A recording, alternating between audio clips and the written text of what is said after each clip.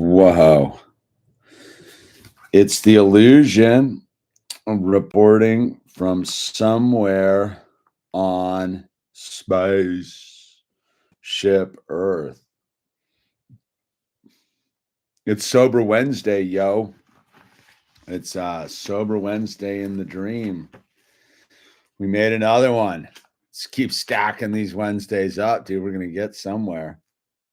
You get to the end of the year at least, right? Yeah, so it's Sober Wednesday, an hour dedicated to those who suffer so that they can know there's a solution, because we got to stay in the solution.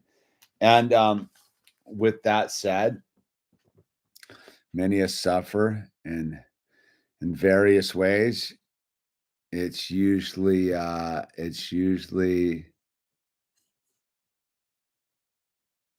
okay. And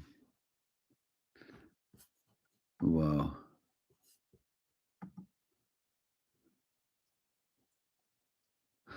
And all right. And okay. Got distracted by some new things up here in the corner, dude. Or the corner. Anyway, dude, it's Sober Wednesday, dude. An hour dedicated to those who suffer so they can find a solution. The what we use to cope with our suffering is the first problem we got to get through. So many of us cope with our suffering in various ways: drugs, alcohol, sex, addiction, food. And those are our coping mechanisms. But in order to get to the solution, we have to get to the problem. And to get to the problem, we have to stop using our coping mechanisms to mask the problem. So here we are. Problems. But all problems have a solution. And none of them need to be taken as with a permanent solution, right? So no need to kill yourself over your problems, man. It's suicide's not the answer, dude. And probably not drinking or pilling and drugging and eating and any of those none of those are really going to solve the problem. But the reason we use all this stuff is because we don't want to look at the problem, because the problem is usually painful and self-induced and self-involved and narcissistic and victim-y and all of that. So to get under the hood, dude, is a tall order indeed. So with that said, let's get into this thing. We read a little bit out of chapter 5 of the big book of Alcoholics Anonymous. Though this is not an AA meeting or affiliated with AA in any way, we do like their how it works from the big book, which is a 2-page guide that can be applied towards. When you're there, could you give a little bit of a touch up? Absolutely, no worries, bud. All right, and hey, Owl, and anyway. So, so we read chapter 5, how it works. All right. Chapter 5, how it works. Rarely have we seen a person fail who has thoroughly followed our path. Those who do not recover are people who cannot or will not completely give themselves to the simple program. Usually men and women who are constitutionally incapable of being honest with themselves. There are such unfortunates. They are not at fault. They seem to have been born that way. They are naturally incapable of grasping and developing a manner of living which demands rigorous honesty. Their chances are less than average. There are those too who suffer from grave emotional and mental disorders, but many of them do recover if they have the capacity to be honest. Our stories disclose in a general way what we used to be like, what happened, and what we are like now. If you've decided you want what we have and are willing to go to any length to get it, then you're ready to take certain steps. At some of these we balked. We thought we could find an easier, softer way, but we could not. With all the earnestness at our command, we beg of you to be fearless and thorough from the very start. Some of us have tried to hold on to our old ideas, and the result was nil until we let go. Absolutely. Remember that we deal with alcohol, cunning, baffling, Powerful. Without help, it is too much for us. But there is one who has all power. That one is God. May you find him now. Half measures availed us nothing. We stood at the turning point. We asked his protection and care with complete abandon. Here are the steps we took, which are suggested as a program of recovery. 1, we admitted we were powerless over alcohol, that our lives had become unmanageable. 2, came to believe that a power greater than ourselves could restore us to sanity. 3, made a decision to turn our will and our lives over the care of God as we understood him. 4, made a searching and fearless moral inventory of ourselves. 5, admitted to God, to ourselves, and to another human being the exact nature of our wrongs. 6, we're entirely ready to have God remove all these defects of character. 7, humbly asked him to remove our shortcomings. 8, made a list of all persons we had harmed and became willing to make amends to them all. 9, made direct amends to such people wherever possible, except when to do so would injure them or others. 10, continued to take personal inventory, and when we were wrong, promptly admitted it. 11, sought through prayer and meditation to improve our conscious contact with God as we understood him, praying only for the knowledge of his will for us and the power to carry that out. 11, having had a spiritual awakening as a result of these steps, we tried to carry this message to alcoholics and to practice these principles in all of our affairs. Many of us exclaimed, "What an order! I cannot go through with it." Do not be discouraged. No one among us has been able to maintain anything like perfect adherence to these principles. We are not saints. The point is that we are willing to grow along spiritual lines. The principles we have set down are guides to progress. We claim spiritual progress rather than spiritual perfection.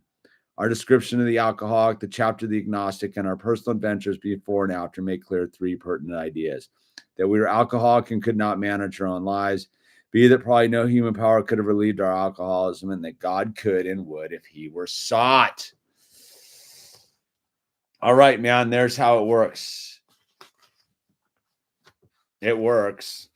It absolutely works if you want it to. But like all things, and this is a prime example, I forgot to do this serenity prayer, which is like one of those things, like it's pretty easy to forget, because staying in the solution is not always what we're doing. So God, grant me the serenity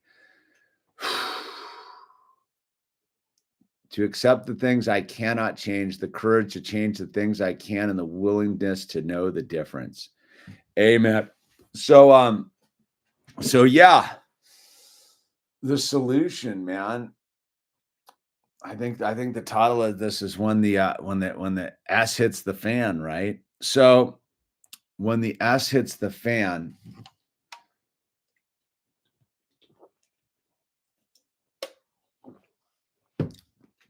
is look, that's a given. It's all going to come crumbling down at some point. Like I said, getting sober is the hard, easy part. Staying sober is the battle, is the war. And then you get sober and you maintain sober and you know how to get through a bunch of stuff. And you realize that it's not quite as easy as you think. All right, there. I changed the date for you, dude. 12/18/24. There you go. You feel better? You're better, Jake? Thank you for noticing that. No, so right, man, like life's gonna throw these gnarly problems at you, man, and you're not gonna know how to handle them, dude. And that's okay, because you can figure out how to handle them. And sometimes maybe you need to freak out a little bit. So, for example, I always like to pull from my own experience. Dude, like Monday, like woke up Monday. All right, so I went to bed Sunday feeling that everything was going to work out, that everything was going to be fine. Everything's going to go in a super positive, abundant direction. Like I was super focused on it. And then I woke up Monday dreading it. Like, oh my God, it's Monday. The horror of it. Because I'm an alcoholic, right? So like, yeah, I went to get to bed, finger popping, and like, yeah, and woohoo, dude. And the whole thing, I woke up like 10 feet underwater trying to grasp for air, going, oh boy, like what's up? And I got in the day, got rolling, dude, because that's not a new morning experience for me. That's pretty like 85% of all mornings I wake up like that. So whatever. Generally, I just cope with it, go feed the animals and get going, man. Get going with the day. But so move myself forward to around, I don't know, 11:30, 12:30ish, probably 11:30. My wife's like, dude, there's something wrong with the toilet and whatever, dude. We got one that's a little funky, dude, but it wasn't that, dude. It was bubbling and overflowing, and yeah, catastrophic situation, dude. Unfixable by my with the tools and the skills I had. I opened up the access, and like it was stuffed up, dude. And the first moment was horror. And in it, so let's get this straight. So my worst nightmare showed up. Something wrong with my septic system showed up, dude. Something I've always been sweating in the corner of my mind. That day arrived. That day arrived Monday at 11:30. And was I spiritually fit for it? No. Was I mentally ready for it? No. Was I emotionally prepared for it? No. I had nothing going for me in any one of those departments. All of a sudden, I just had like my wife was taking a shower and it was overflowing out of the toilet. So instant problem. And yeah, like so I didn't pause. I didn't pause in any of that and just realize there's one who has all power. That one is God. May you find him. Now I went right to character defects, was to get pissed, to be like annoyed, to be like, fuck, what am I going to do? And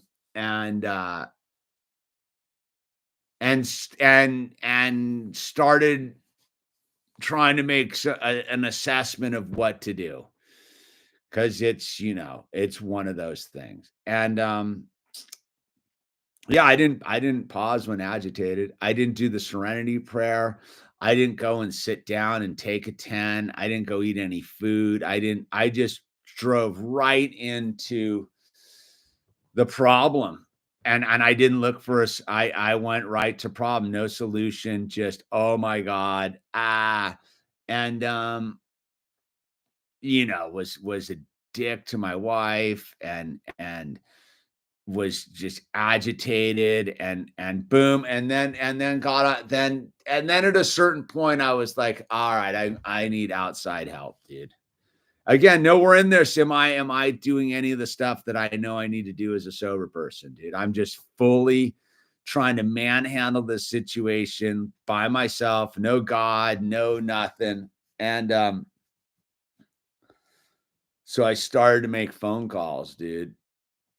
I called a friend of mine who's a sober dude, and I said, hey, who do I call up here? Because I mean, I'm out in the like country essentially, dude. I was like, who do I call, dude? I'm in over my head. Gave me some numbers. I started calling like plumbers, and they're like, dude, the earliest we can get to you is Thursday. I'm like, dude, I'll pay. It's Monday, dude.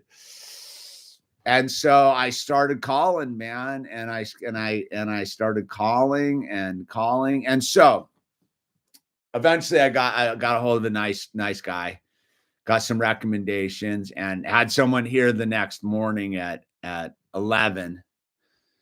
And then had the septic dudes here right after that, because I booked them too, because I was like, just attack. And I didn't really get to the spiritual solution for like another 36 hours, maybe even till this morning, actually, dude. And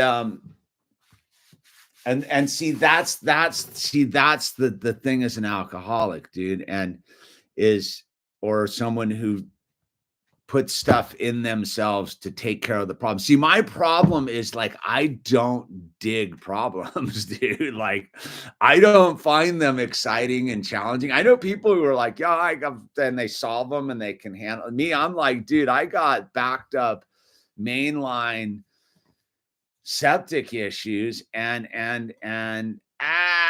the world's at war with me, dude. And the world's at war with me. And then I start acting a fool. Fortunately, like I was able to get like help. Like, fortunately, the thing that I've learned, the one thing that I can say has changed in my reality as an alcoholic is I was able to reach out for help and be willing to not think that I could solve it on my own. At a certain point, I was like, I need outside help, dude. Like, all right, dude. And again, yeah, like it's a money issue, dude. Like all of a sudden, like financial issues bumps up. Like I'm like, oh my God, dude, like this is gonna start costing, dude. Like, and yeah, dude. So boom. I had another set of dudes here. So, I had the one plumber showed up, dude, got my main line all snaked out. All good. And then I had the septic dude show up and they're like,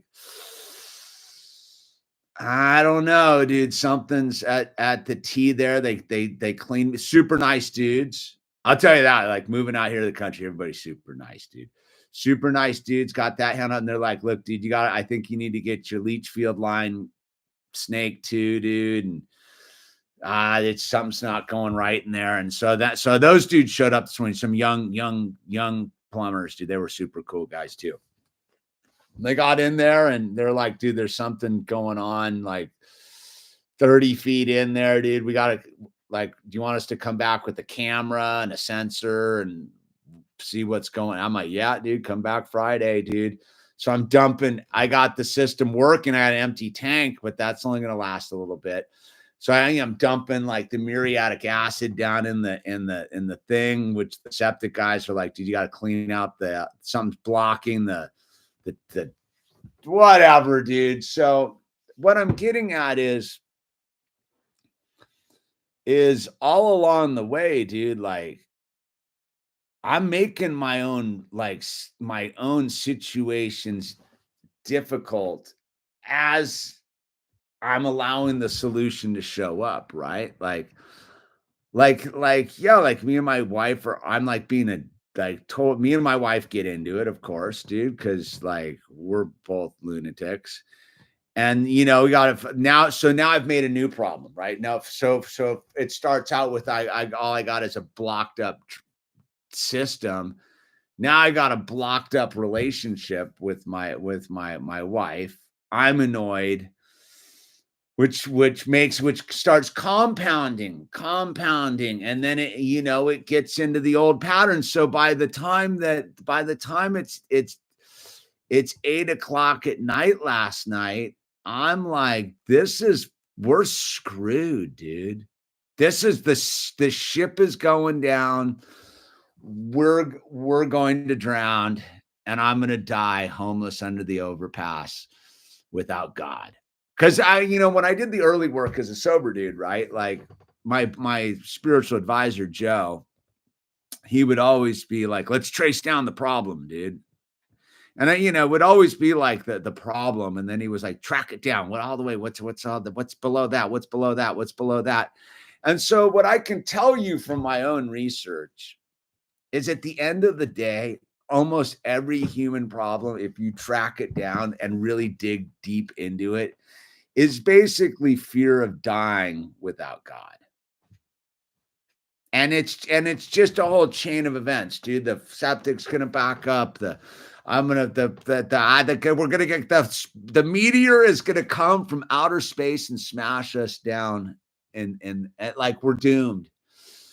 We're doomed. And so at 8:00 last night, I'm sitting there and it's all pretty much mellowed out. Like we're systems up and running. But my wife's annoyed at me. I'm annoyed at my wife. you know, because it started out with this, and then there's always some side issues that go on. For those of you who are married, know exactly what I'm talking about. Those who aren't will understand eventually when you are that all of a sudden it starts one thing, and then it starts another thing, and then it's off about another thing, dude. And that's my own lack of spiritual fitness got that ball rolling, right? So as an alcoholic, like I could have paused when the real problem happened, taken a halted, hungry, angry, lonely, tired, all of that stuff, done a spiritual and emotional and mental and assessment, and been like, where is God right now? Like, where is God right now? I didn't do any of that, dude. I just reacted.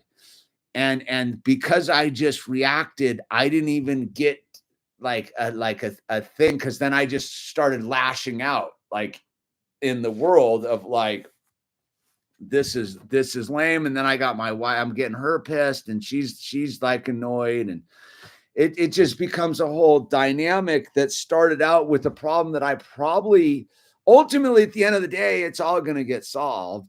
But at that moment, like, because I'm not spiritually fit, I don't see that on any, and almost, I'm going to be 15 years sober here on the 1st of the year, dude. And I had 15 years of the sober, and I still can't handle problems sometimes. Sometimes I can. Sometimes whatever, dude. It's no big deal. I got it.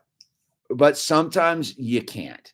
And again, as I can trace it from like when I woke, if I really look back at it, I didn't wake up and do anything Monday morning to prepare myself for a good or a bad experience moving forward on a Monday. I woke up Monday already horrified, already fearing something, right? Like that was my, like, again, in hindsight's 2020, right? If I had truly done what I'm supposed to do as a sober person, the minute I woke up, I should have instantly checked in with God and been like, dude, I'm doomed without you. I didn't. I jumped up and got going into my day, and I just did the full bypass. Like, whatever, dude, just standard woke up horrified vibe. And I didn't stop. I didn't pause. I didn't hit my knees. I didn't pray. I didn't get with God. I didn't do anything for myself. I just jumped into life, man. And lo and behold, when the problem did show up 6 hours later, I wasn't spiritually fit for it. had no gas in the tank, so to speak, to handle it like a warrior, dude. I handled it like a full lunatic, dude. And that's what I'm saying is we have to go as people that are trying to get sober, and people who are sober, people who want to get sober. We have to go in these moments and kind of like dig in a little bit of like what is it when the S hits the fan that's the real problem? Because it's not that the fact that like I got some open septic tank holes in my backyard, and there's dudes coming, and there's money flying out my pocket. That's not the problem.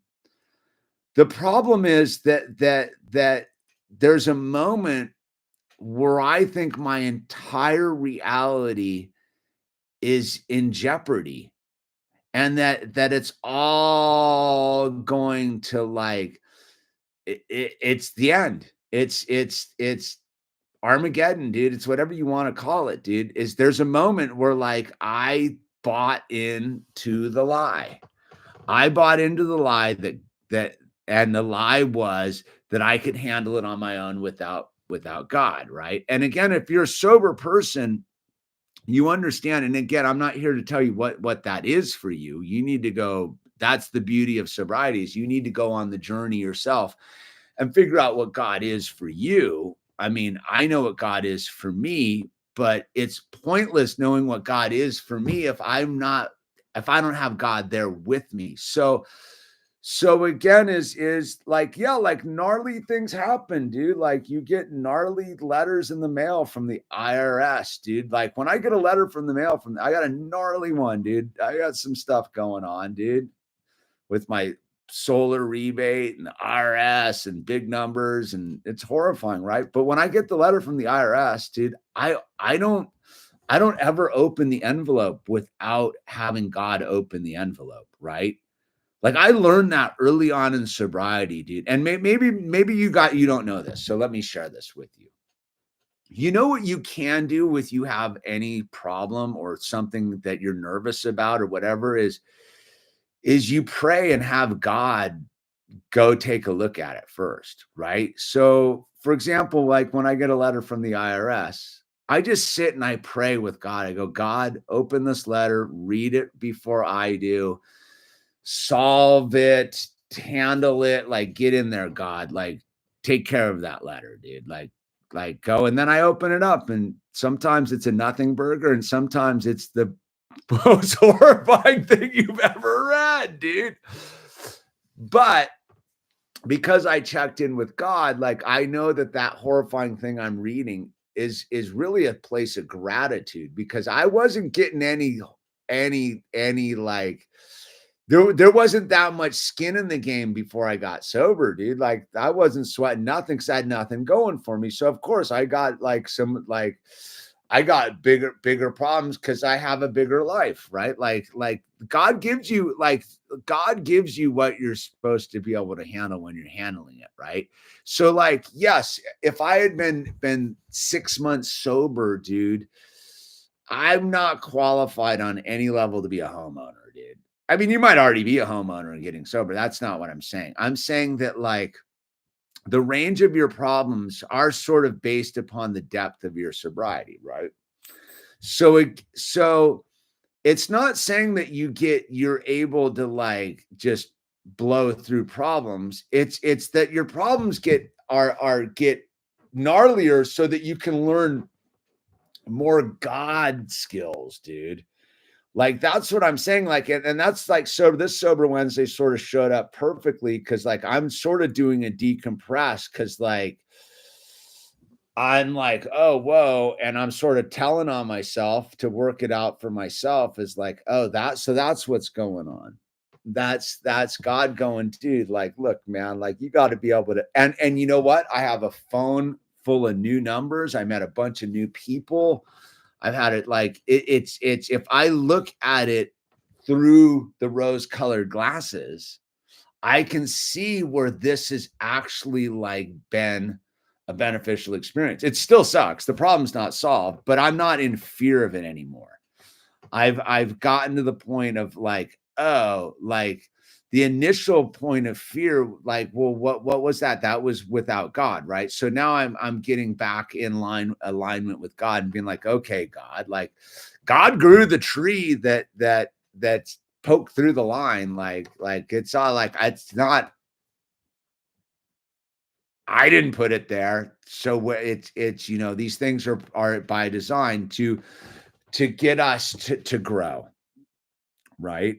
And so back to the advice I was giving. So for example, you might have like a moment where you got to go make amends to someone, or you might need to go in and talk to your girlfriend or your boyfriend or your husband or your wife, or you might need to go talk to your employer about something gnarly. But what you can do, and it's never failed me, is you sit with God before you do any of these things, and you just have God walk in the door before you. God, like you sit in your car, or you sit in the lobby, or you sit with your phone before you make that phone call, and you go, God, please walk in the door before me and go smooth out this situation before I walk in the door. God, be waiting for me when I open the door, dude, and walk in that room. Will you be sitting there, God, at that table with that person I have to have this interaction with? Will you be sitting there, God, already sitting by that person? So when I walk in the door, I'm not alone. And God's like, yeah, dude, I got you, dude. And that's what I'm trying to say is like that level of like understanding like what God can do for you ultimately like alleviates the internal struggle inside of ourselves, right? So like if I had paused the other morning and said, God, will you please make some phone calls for me and give me guidance on who to call and how to call and what to ask for, and will you calm me down and will you like give me the clarity to like relax? Like my experience would have been guaranteed 180 degrees different. Like I wouldn't have like beefed with my old lady about it, and she wouldn't have beefed right back with me about it. And like, and then it would have been, we wouldn't have been off to the races. You know what I mean? I wouldn't have like had it sabotage 2 days of my reality. Right. And so what I'm getting at is the part of the sobriety isn't about like you're trying to get life to mellow out. That's not going to happen. The gig with sobriety is to be able to like deal with it being in total chaos and stay calm in the storm. And when I say that is like we're not saints, dude. We try to practice these principles in all of our affairs, but we're not.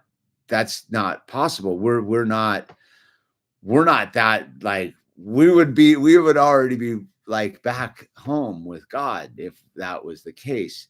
The point is we're supposed to have the ability to, when we lose it, to look back on it and be like, well, what did I lose? What did I need? What do I need to learn from my experience? Like, what did I do wrong?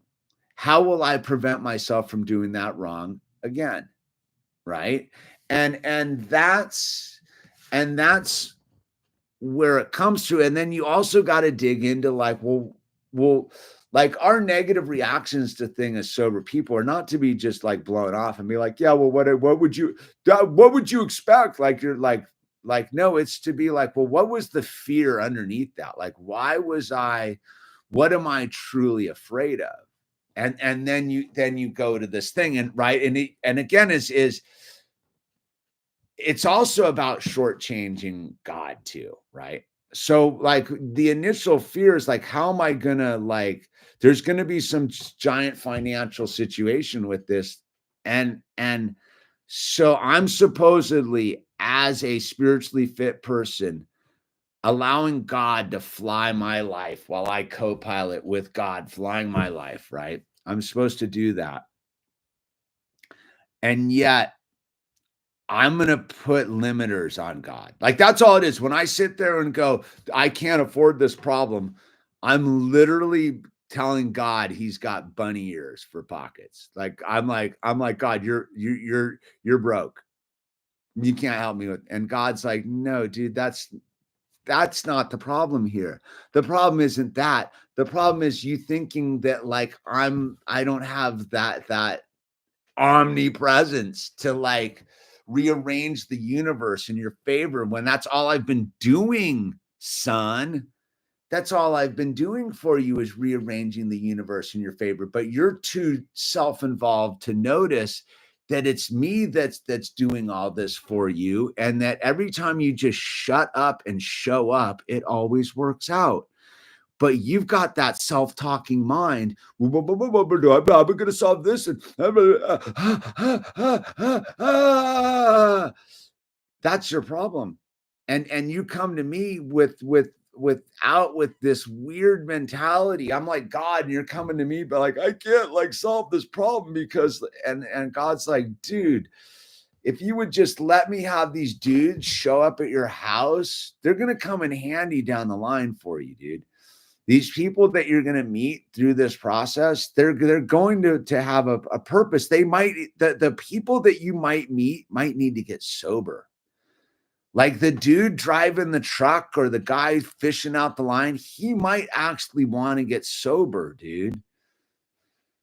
See, I forget that. But see, that stuff was easy in early sobriety, dude. Like, and I always tell the story about how I had that job I was super I'm super snobby, or I used to be super snobby about my carpentry stuff, where I wouldn't work outside of Malibu. I'm like, I'm not working outside of Malibu anymore. I don't do that. I don't have to. My life's back together. And so this dude called me up and he's like, "Hey, I got a job over in the valley for you." And I'm like, "Dude, I don't have a car, man. Like, I don't work outside of Malibu."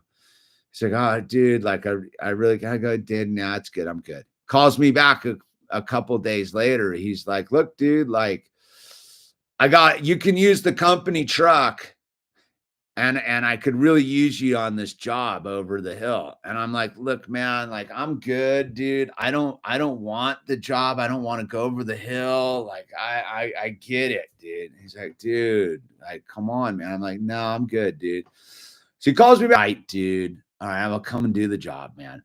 So I go over to do the job and that's the one I always tell you, with the kid who walks off to go do the molly and the whole thing. I'm hanging these hardy board soffits over at this house, and that's a bunch of finish work to do over there to help this dude finish up his house. And like I'm there like the second day, and he comes up, he's like, "Hey man, like I think at that last job I hired you for, dude, I remember you saying that you were like a sober guy, right?" And I go, "Yeah, yeah, totally." Like back then I had like 3 or 4 years, dude. And he's like, "So you're so," I go, "Yeah." And he's like, "Look, man, I gotta talk to you, dude." He's like, I'm in over my head." I go, "What's up?" He's like, "I got a cocaine problem, dude. My wife doesn't know about it, dude. And I'm secretly doing all this blow and I'm drinking on the side. And it's like, it's a real problem, dude." And I go, "Whoa, man." And I talk to this dude. I tell him my experience, strength, and hope. And we talk a bunch. And I give him my advice on like what he should do and how he should go about it. And I tell him a story, dude, basically. And that dude to this day, still out of the blue, every now and then will send me find out how to get a hold of me via some platform and be like, "Hey man, I just want to thank you for that talk you gave me, dude. I've never touched it again, dude." And it was that thing, because my spiritual advisor said like you're supposed to show up because we're our main priority is being of service to other alcoholics. And what I'm getting at is when I'm actually doing the work with God, like God is guiding me around, not to fix my problems, like to help me be of service to God to fix other people's problems, dude. And I forget that constantly, dude, because our primary purpose is to help another alcoholic to achieve sobriety, right? Like it's very clear that is the 12th step. Having had a spiritual awakening as a result of these steps, we try to carry this message to alcoholics and practice these principles in all of our affairs, right? So like as I'm talking about this, it's becoming clear and clear to me, like, well, what is this really about? Like, I don't know, but that's the rub. I'm not supposed to know. I'm just supposed to show up and let God steer me where I'm supposed to go to help people achieve sobriety so that they can get back home to God, right? And I've been shown time and time again through my journey that if I get out of the way, I'm supposed to be at certain points in time and space to meet certain people along the way to share the message of sobriety with them, dude. And as I'm talking about this, it's becoming clearer and clearer. Like, yeah, like the number of people I've had over to my house in the last like 48 hours, dude, is pretty big for me. Like, since we don't really have people over, right? So it's that thing. And like, it hasn't come up. It hasn't been but it's what I'm getting at is it doesn't have to come up. It's not for me to be waiting for it either and be like, "Oh, dude, like why didn't the dude needing like sobriety help show up?" No, that's not my point I'm getting at. My point is it could literally be like I'm sitting in a meeting a year from now, and the dude from the septic truck, the second dude, not the main dude, like his trainee is at a meeting and it's like, "Hey man, like I think I know you from somewhere." I'll tell you this story. I got a good story about that. I was making an amends, early sobriety. I was making an amends to this lady I rented an apartment from. I'd done her dirty, dude. And I went back And I was like, I need to make it right with you. And I was making an amends to her. And I knocked on her door, had God walk in, knocked on the door. And I was like, hey, look, man, like, I need to make amends to you. I screwed you on the final month's rent, and I was super heavy-handed about it. And I'm here to like make it right and like pay what I owe and do these things. And I remember her sitting there, this short lady. And she was like, oh my God, like no one's actually ever come back and tried to make it right. Like this has happened before. Like no one's actually ever tried to make it right.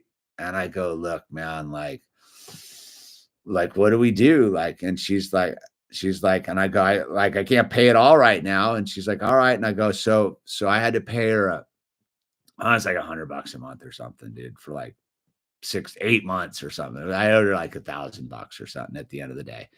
And so I made this amends to this lady, and it was super genuine, and she was super stoked, and it like made her it was a cool experience.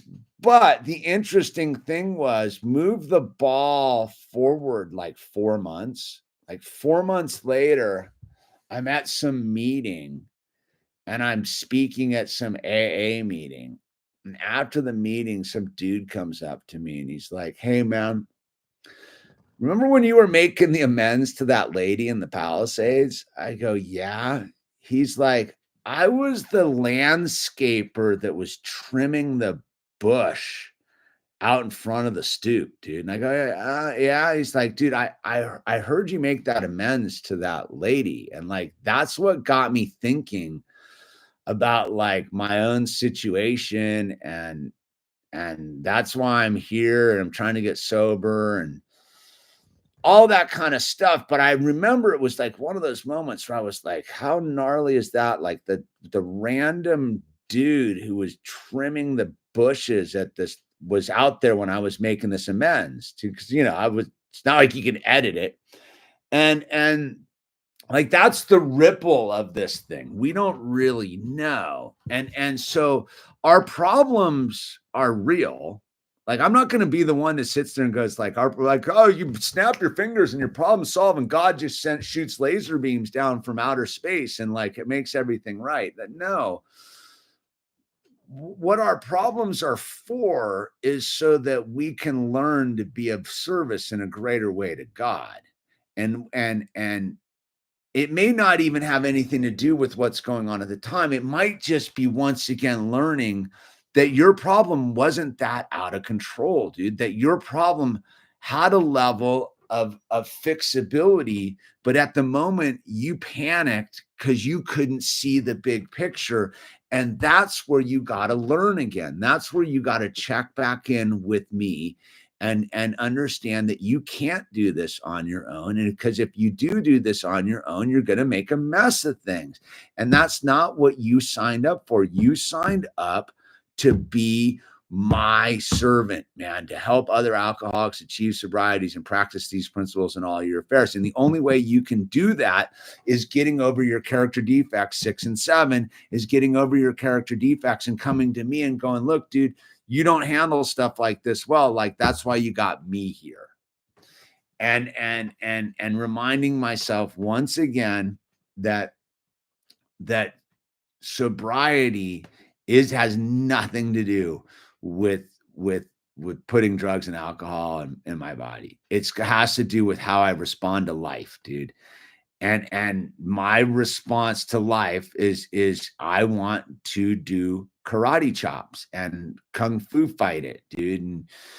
And like I want to solve it with brute force sometimes, but that's not the solution. The solution is to get out of the way and allow myself to be a servant and see the bigger picture, dude. So that's what I'm getting at is part of the beauty of why, if you're not sober, you want to get sober, and why, if you're suicidal, you don't want to kill yourself, is because the problems that you have today, those solutions you'll find in those problems will serve you in the future. Like, I'm never gonna, like, when this experience is done with my system back here, I'm gonna have so much more knowledge. I have more knowledge now than I did 2 days ago. Like, oh, I'm all in there, dude. Like, I'm not one to just sit there and like let the dudes in and walk away. I'm like right there seeing what's going on, dude. And learning. And that's a plus, right? Like, knowledge is always key. But the thing that I'm really learning is about my inability to cope without God, because I forget. I constantly forget. I think that it's all against me, dude. It's all lined up to screw me over. But that's the pessimistic view. The optimistic view is it's all lined up to make you win, dude. Right? Like, but see, I don't wake up with rose-colored glasses and a half full cup of water, dude. I wake up with sunglasses and a half empty cup of water, and I got to remember that it's up to God to help me. Well, it's not even it's up to God. It's God's willing to help me. I just got to let God help me, dude. So that's kind of what I got for you, dude, on this. Um,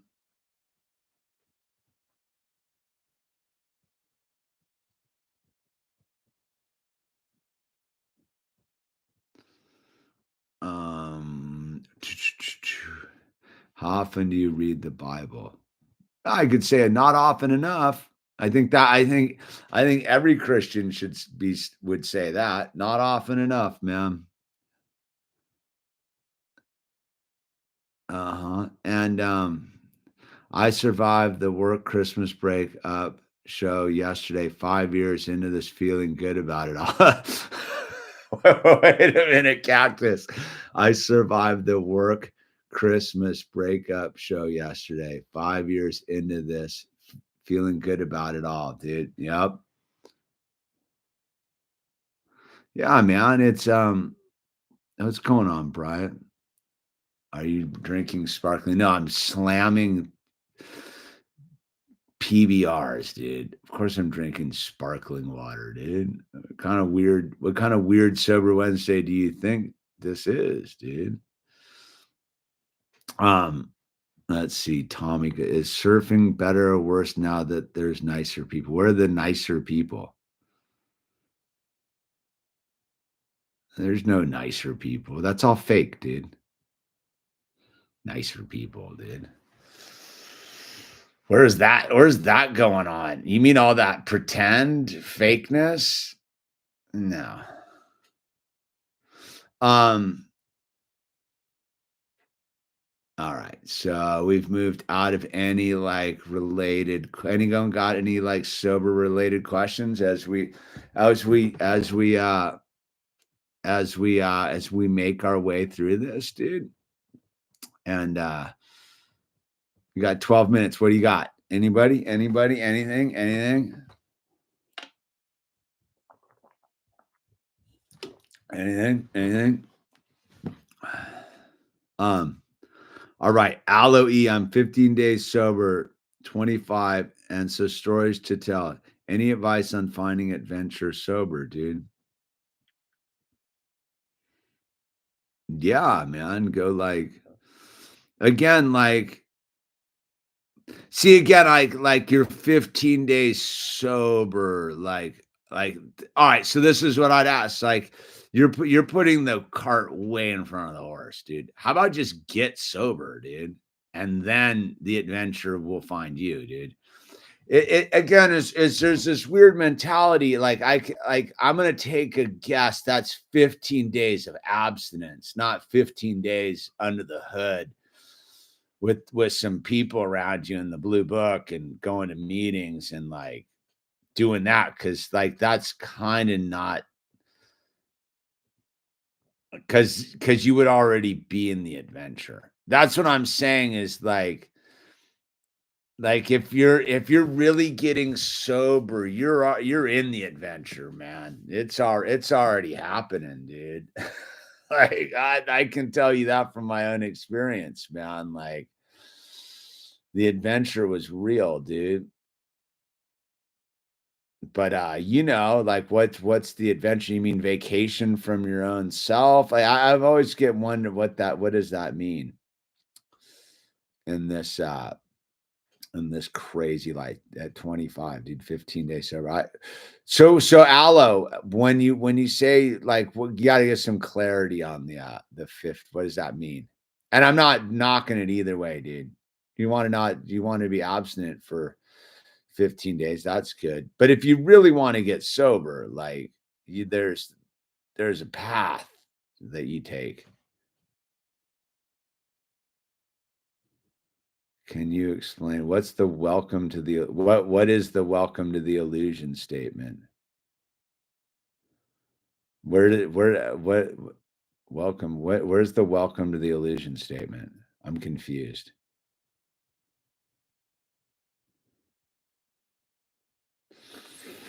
I don't know.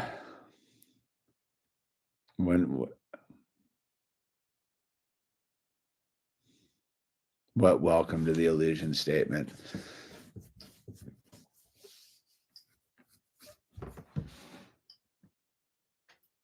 Anyway, I said slow on the revive. So anyway, well, I'm in a holding pattern. I kind of dropped in and dropped it off, dude. So I'm relying on I don't have it on some, like, sort of slow thing, do I? I don't think I've ever put it on a slow.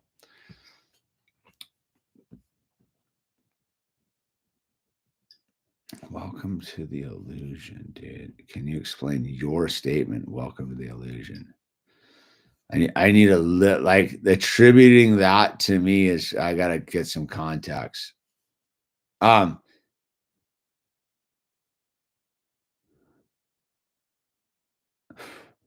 I get that, Colby Walker, but it's I get that he or she or whatever may mean that, but that's what I would say. And the weird thing, that's sort of like weird misquoting. I can't explain something if I don't know what it is. So but you already know, so that's good enough for me. That's good enough for me. Colby knows. Oh, I need to plug in the power.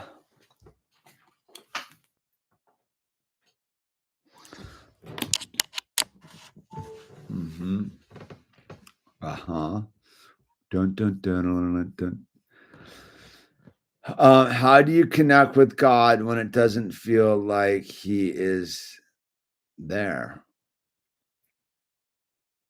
Well, again, if you're operating on feelings based upon your thinking, that's probably like the wrong way to go about it. Because if you're looking for a feeling, like, again, is the answer is kind of in your question, dude. How do you connect with God when it doesn't feel like he's there? That's a choice.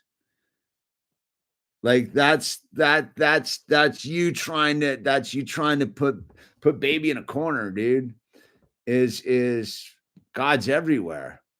Like, again, is if you understand that, like, just the basic civilian definition of God, like the creator of everything, it's everywhere. So if you're operating on a feeling, maybe just understand that it's all around, and begin to let go, dude. You gotta let go of it. Like, it's that weird thing of for me, I think you have to start small. Like, all right, having a concept that there is a God is a huge place to start.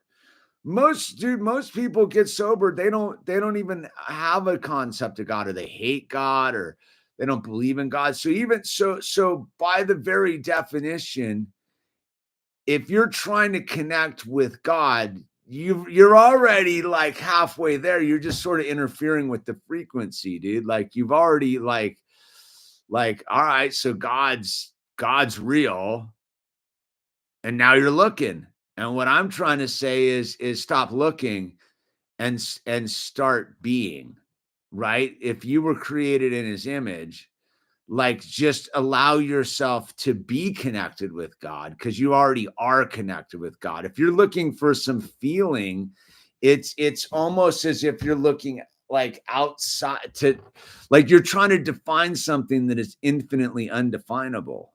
You know what I mean?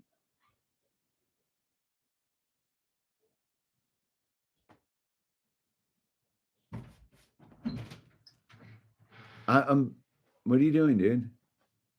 Continue. Okay. So that's the rub with the whole thing is yeah, like you're already connected. So allow yourself to be, and then I listen. The only way you really to jumpstart that thing is you got to go be of service to people. Like you do, like you do understand that the whole premise of God is to create and be of service to people. Like so if you want to do that, go be of service to someone, and like, because that's the whole kick, dude. God's not a selfish reality. God is, and that's how you actually like do it. If you want to feel it, right? If you want to feel what God is, go do a facsimile of what God's doing for you for somebody else.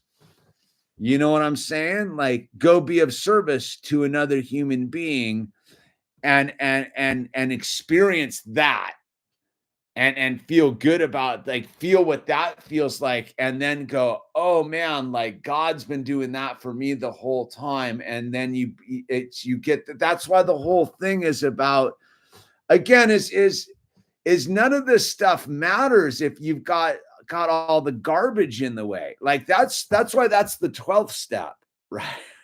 Like I can't, like most people are sitting with their burdens and trying to figure out why they can't connect with God, because you haven't given God your burdens, man. You haven't gone to God and said, dude, I'm a total broken vessel here full of like this stuff, and like, will you help me? I got a past I don't like. I got a bunch of stories that freak me out. Like I do a bunch of dumb stuff on the daily, dude. God, like, can you go talk to God and admit that to God? Well, maybe not if you haven't done the steps prior to that too.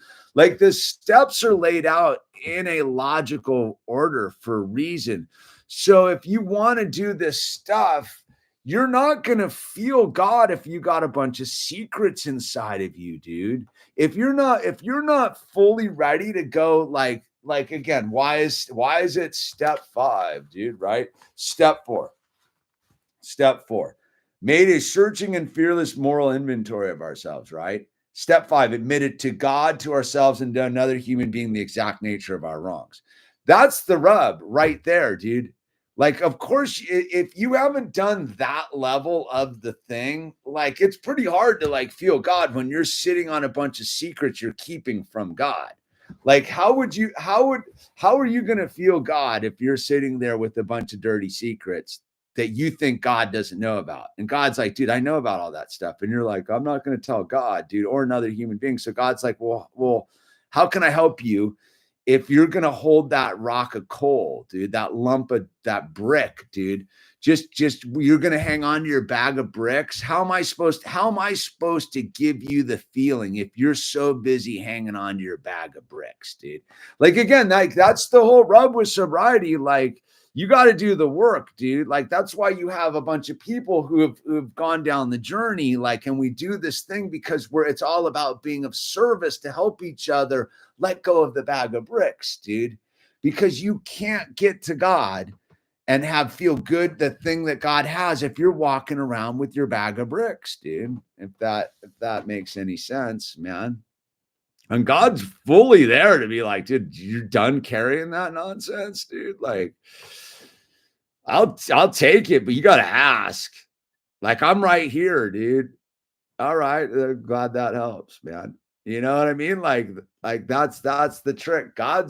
But that's the thing, is sobriety is a team sport, man. Twinny never got back to me, dude. Anyway, well, so as we wrap this up, dude, we'll do the serenity prayer and then we'll throw up the suicide. What is the suicide code? Is 988, right? So look, if you're suicidal or you're thinking about ending it all, please don't. You can call numbers, you can call anyone, call somebody, just pick up the phone. Your problem is not permanent. It's temporary. And so you don't need to like jump out of the game early, dude. And that's so called. I think it's 988. 988 is the suicide prevention number in the United States. Just you call 988, dude. And the Australian lifeline is 131114. Is 131114 in Australia and 988 in the United States. Look, I mean, at this point, dude, you could talk to anyone before you end your life, dude. The gas station attendant, dude, like somebody, because it's not that it's not worthwhile. But if you're looking to get sober, dude, you can pretty much type in your town anywhere, AA, what the frick is central office, dude. Just type in your central office in your city and a bunch of numbers will show up. You call, someone will come hang with you and do your thing, and we'll get you rolling on this whole thing. And that's what we do. We're here to be of service, dude. Like, sober people are here to be of service because we want to feel that God connectivity, dude. You get what I'm saying, dude? And go talk to the gas station to somebody, dude. And but please don't end it, dude. All right. And with that said, we're gonna end on the serenity prayer.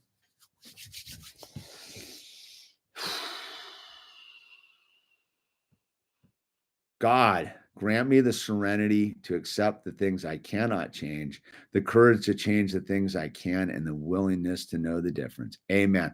All right. God bless everyone. Good night. And use the name tags and be kind to each other, and mainly be kind to yourself too. All right, I'm out.